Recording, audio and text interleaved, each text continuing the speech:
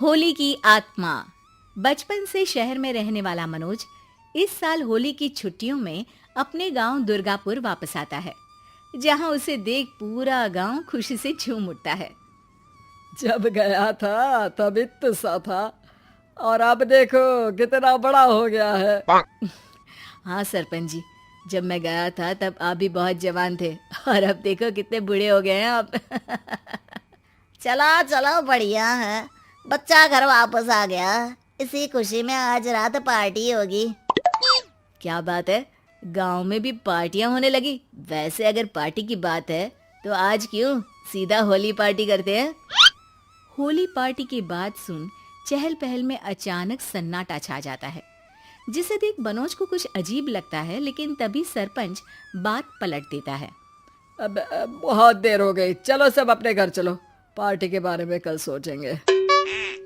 मनोज भी mummy papa के साथ घर आ जाता है, पर होली पार्टी और उस पर पूरे गांव की खामोशी वाली बात अभी तक उसके जहन से निकलती नहीं।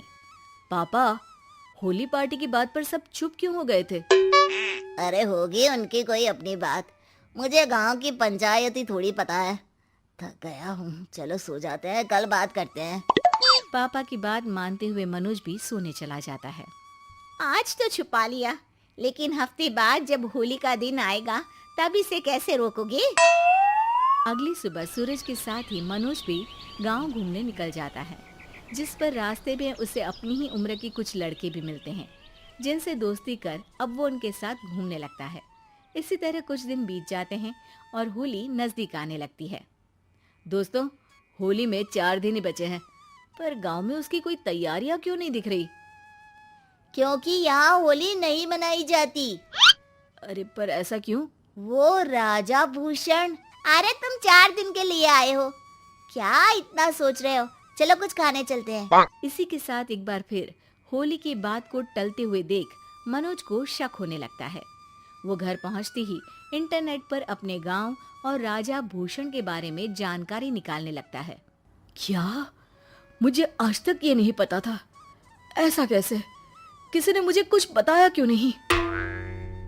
सारी जानकारी लेने के बाद मनोज गांव वालों या अपने मम्मी पापा से कुछ पूछे बिना खुद ही उसकी सच्चाई के बारे में छानबीन करने लगता है, जिसके चलते वो राजा भूषण की हवेली में पहुंचता है। वाह, क्या हवेली है यार। पर क्या यहाँ सच में कोई भूत है? हेलो भूत जी, कोई है क्या? हम इस साल गांव में होली सेलिब्रेट कर रहे हैं, क्या आप उस पर थोड़ा इंटरव्यू देंगे? मनोज के ऐसा बोलते ही गांव में तूफान उठ जाता है और हवेली में रखी सारी चीजें हिलने लगती है। एक अदृश्य शक्ति मनोज को धक्का देकर हवेली से बाहर निकाल दरवाजा बंद कर लेती है। ये सब देख मनोज हैरान रह जाता है। क्या अभी मुझे हवा ने धक्का देकर बाहर निकाल दिया? मेरे होते हुए इस गांव में कभी होली नहीं मन सकती, इसलिए दोबारा ऐसी कोशिश भी मत करना, अंजाम बुरा होगा। आवाज सुन मनोज हैरानी से इधर उधर देखने लगता है, पर उसे कोई दिखाई नहीं देता। वो गांव वापस आ जाता है, जहां तूफान की वजह से सब कुछ तहस महस हो चुका होता है। आखिर ये तूफान आया कैसे? ना ऐसा कोई मौसम था और ना ही हमने होली का त्योहार मनाने की बात की थी। सरपंच की बात पर कोई रिएक्शन दिए बिना मनोज चुपचाप अपने घर चला जाता है। इस तरह देखते ही देखते होली का दिन भी आ जाता है और मनोज रंग लेकर गांव में निकल जाता है, लेकिन गांव पूरी तरह खाली होता है। अरे त्योहार का दिन है, धूमधाम की जगह मातम क्यों मनाया हुआ है? मनोज की आवाज सुन सब अपने घर की खिड़कियां खोल के घर के अंदर से ही उसे वापस जाने के लिए कहने लगते हैं, पर वो किसी की नहीं सुनता। तुझे पहले भी समझाया था, अगर होली खेलने की कोशिश भी की तो अच्छा नहीं होगा। अरे बात मान लो बेटा, तुम्हें सच नहीं पता। मुझे सब पता है। सालों पहले इस राजा ने एक अंधविश्वास फैलाया और आप लोग आज तक उसे मानते आ रहे हो। अरे बेटा, जब तुम पैदा भी नहीं हुए थे उससे भी बहुत पहले से इस गांव पर होली का श्राप है। अगर गांव में होली का त्योहार मनाया जाता है तो प्रलय आना पक्की बात होती है। राजा भूषण इस सब में नहीं मानते थे और त्योहार मनाने लगे, जिसके चलते होली वाले ही दिन पहले उनके बेटे की और फिर उनकी मृत्यु हो गई। तभी से गांव की रक्षा के लिए उनकी आत्मा उस हवेली में रह रही है। सबकी बातें सुन मनोज उलझन में पड़ जाता है।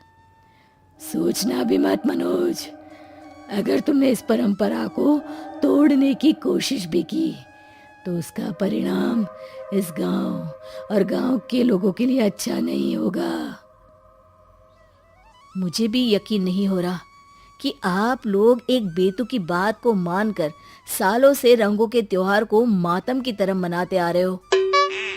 मनोज किसी की कोई बात ना मानते हुए पूरे गांव में रंग बिखेर देता है, जिसके तुरंत बाद वहां तूफान के साथ बिजलियां गरजने लगती है। अचानक मौसम में ऐसा बदलाव देख जहां मनोज कंफ्यूजन में आ जाता है, वहीं गांव वाले डर से सहम जाते हैं।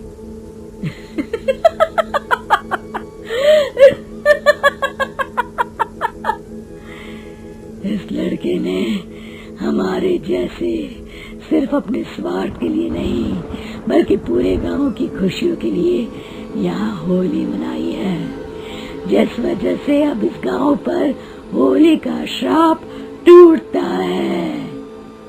ऐसा बोलकर राजा का भूत वहां से गायब हो जाता है, जिसके बाद गांव के लोग धूमधाम से होली मनाते हैं।